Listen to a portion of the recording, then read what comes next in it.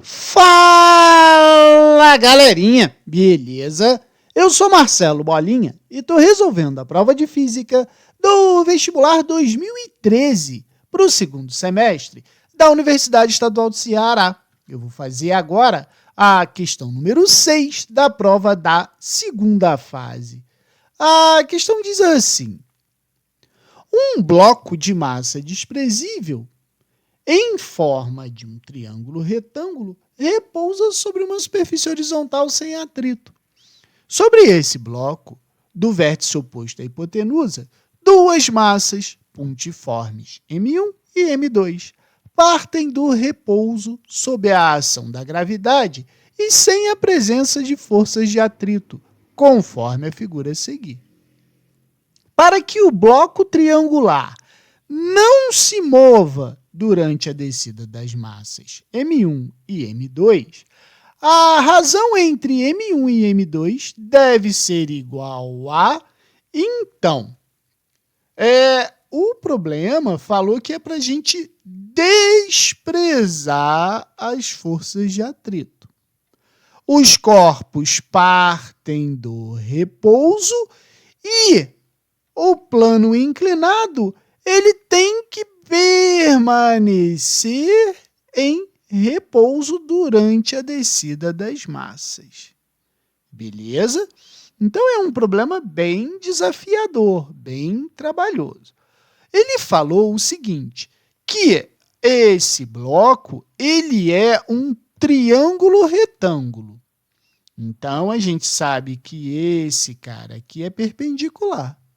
Como ele não disse quanto que vale esse ângulo, a gente não pode supor que vale 30 ou 60, como é num triângulo retângulo comum, tá?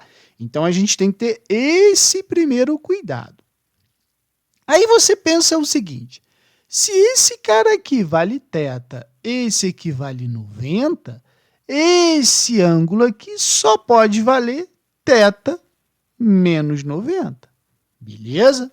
Então, a gente vai trabalhar dessa forma. Eu coloquei a figura maior aqui para a gente analisar quais as forças que estão atuando nos dois blocos, tá? Então, veja bem, para o bloco 1, a gente tem para cá o peso, certo? E para cá a normal do bloco 1. Como a gente está falando em plano inclinado, né, a gente vem aqui e bota o eixo XY. Lembra? Para fazer a projeção do P. Certo? Então, aqui seria o eixo Y e aqui o eixo X. E aí, a gente pode dizer o seguinte, nesse sentido aqui, eu tenho o P na direção X e para cá eu tenho o P na direção Y. Beleza? Um macetinho para você não errar isso aqui é lembrar sempre o seguinte, que nesse sentido aqui, o bloco ele está descendo. Tá? Então, todas as vezes que eu tiver no plano inclinado, a gente pode botar nesse sentido do x o descendo. Então, o que vai acontecer para o bloco 1? A bola aí ficou fácil. Ó. Eu sei que o meu P1 no eixo x, né, ele vai ser igual a P1, porque esse cara aqui é o peso do bloco 1, vezes o seno do ângulo, né? Se a gente notar, se o ângulo está aqui, é esse cara aqui que vai ser o ângulo θ. Beleza? Então, o meu P1 na direção y vai ser igual a P1 cosseno do ângulo. Beleza?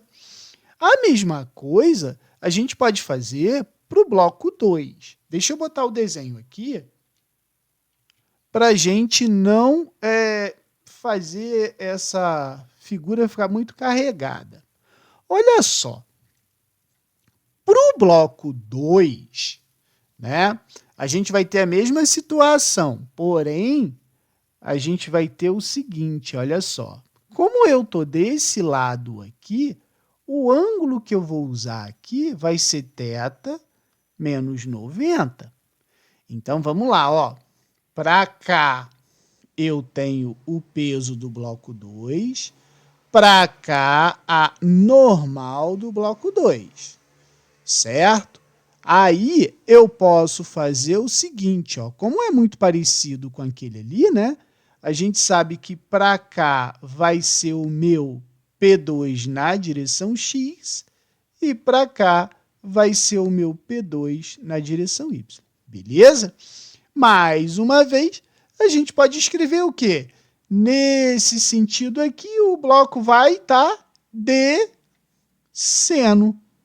Se o bloco vai estar descendo, eu posso escrever que para o bloco 2, o meu P2x vai ser igual a P2 seno de, cuidado, θ menos 90. E o meu P2y vai ser igual a P2 cosseno de θ menos 90. Beleza? Bom, o que acontece? Vamos voltar para o bloco 1. Eu sempre vou fazer de um e o outro para a gente ir fazendo as contas iguais para vocês verem o que está acontecendo. No bloco 1, a única força que vai puxar o bloco para baixo é o Px. Não existe atrito, então não tem outra força para eu colocar aqui. Então, eu posso dizer que a resultante das forças que atuam no bloco 1 é simplesmente o meu P1x. E isso vai ser igual a massa de 1 vezes a aceleração. Lembrando, né, que a gente está aplicando ao bloco 1 a segunda lei de Newton. Força resultante é igual a massa vezes a aceleração. O meu P1x, ele vale P1 seno. Então, vai ficar assim, ó. P1 seno de θ é igual a M1 vezes A1, porque eu vou ter uma aceleração para o bloco 1 e uma aceleração para o bloco 2, beleza? Então, aqui vai ficar assim, ó, M1G seno de θ é igual a M1 A1. Como eu tenho as massas iguais dos dois lados, eu chego à conclusão que a aceleração de 1 vai ser o quê? G seno de θ. Beleza? A mesma coisa vai acontecer com o bloco 2. A única força que vai atuar sobre o bloco 2 é o P2x. Então, vai ficar assim, ó, P2x é igual a M2 vezes A2. Aqui fica M2G seno de θ menos 90 é igual a M2 A2. Simplifica-se as massas, né? Porque elas são iguais dos dois lados. Então, eu sei que A2 vai ser igual a G, que multiplica seno de θ menos 90. Beleza? Bom, o que vai acontecer? Agora a gente descobriu quais as acelerações. Então, eu vou determinar as velocidades, certo? Para eu determinar as velocidades, eu vou ter o quê? Olha só. A velocidade, ela pode ser dada por vi, vovó, aquela tarada. Então, o que eu vou fazer para o bloco 1? Eu vou fazer assim, ó. Aqui é bloco 1, não é? Então, vai ficar assim, ó. Velocidade de 1 é igual a V0 mais AT. Só que aqui é A1. Então, o meu V1 vai ser igual a 0, porque eles estavam parados, mais a aceleração 1, que é igual a G seno de θ T. Beleza? Então, eu sei que o V1 vai ser o quê? G seno de θ T. Achei a velocidade que o bloco 1 vai estar descendo. Agora, para o bloco 2, eu vou ter assim, ó, V2 é igual a 0 mais A2T. Então, meu V2 vai ser igual a quem? Ah, tá aqui, ó. G seno de θ menos 90T. Achei as duas velocidades. Agora, analisa o seguinte. Vamos pegar e vamos colocar a figura novamente. Se a gente for analisar a figura, o que está acontecendo na figura? Esse bloco ele vai descer com uma velocidade V1 e esse bloco vai descer com a velocidade V2. Só que note o seguinte, esse bloco descendo aqui ou esse bloco descendo aqui, a gente tem que achar qual vai ser, entre aspas, falando, a velocidade que vai empurrar o plano inclinado. Então, para o plano inclinado ser empurrado, ele não pode ser empurrado na direção vertical, só na direção horizontal. Então, aqui, olha o que eu vou fazer. Eu vou analisar esse cara na forma, novamente, XY. Então, eu vou ter para cá a minha velocidade 1 na direção Y e a minha velocidade 1 na direção X. Porque o que vai interessar para mim vai ser exatamente a velocidade na direção X, entendeu? A mesma coisa eu vou ter no eixo, no bloco 2, certo? Então, vai ficar assim, ó. Para o bloco 2, a gente vai ter a mesma coisa, né? Eu vou ter aqui o eixo XY, né? E aí, eu vou ter que achar o meu V2x. Cuidado que, nessa situação, quando o eixo XY está paralelo à horizontal, o y ele volta a ser o seno e o x volta a ser o meu cosseno. Então, o que vai acontecer para o meu corpo 1? Eu vou ter o seguinte, que o meu V1 na direção x vai ser o meu V1 cosseno do ângulo, que é θ. A gente tem que lembrar disso, certo? O meu VY eu não vou usar e nem vou fazer porque ele está na direção vertical e ele não vai influenciar no movimento. Então, para o meu bloco 2, eu vou ter que o meu V2 vai ser, V2x, né? Vai ser igual ao meu V2 vezes o cosseno do ângulo. Beleza? Qual é o ângulo aqui? θ menos 90. A gente não pode esquecer que esse ângulo aqui é θ menos 90. Beleza?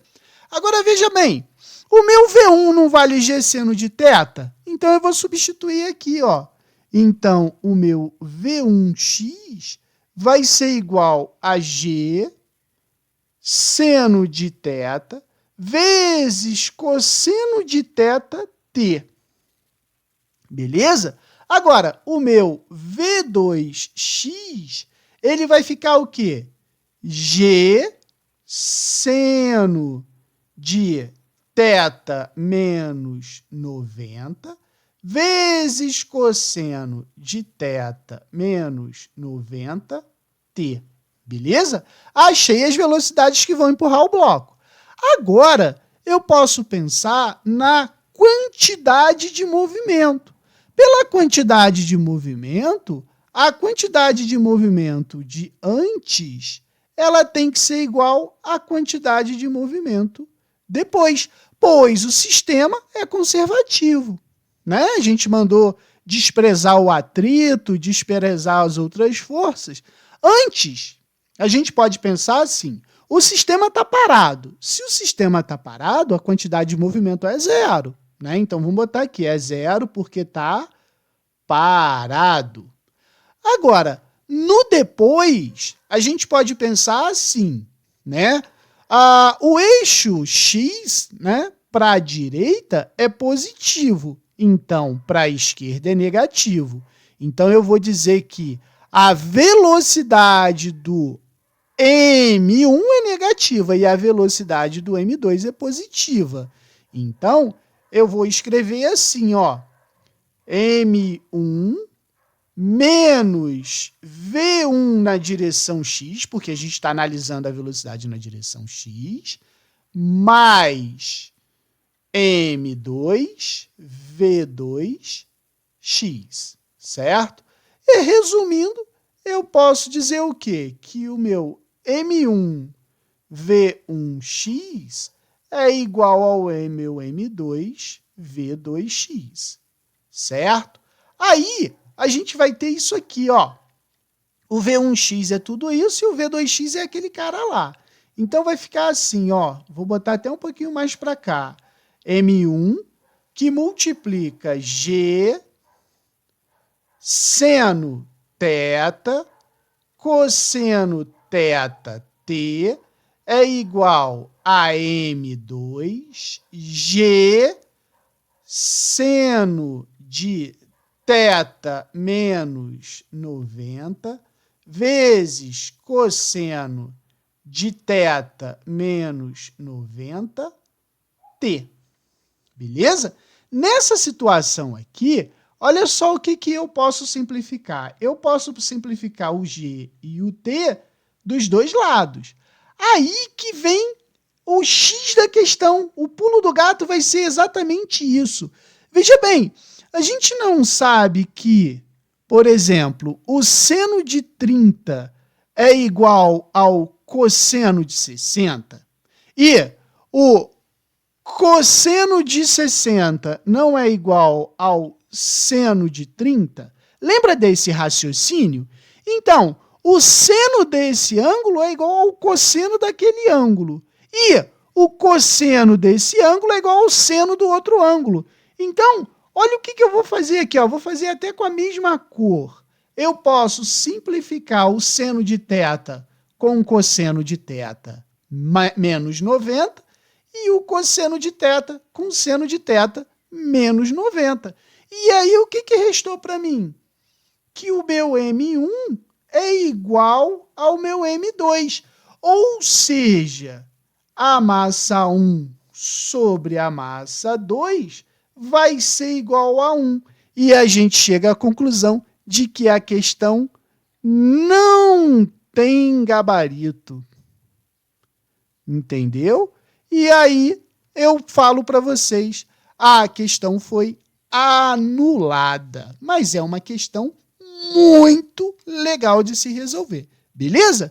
Qualquer dúvida, deixe nos comentários que eu te respondo.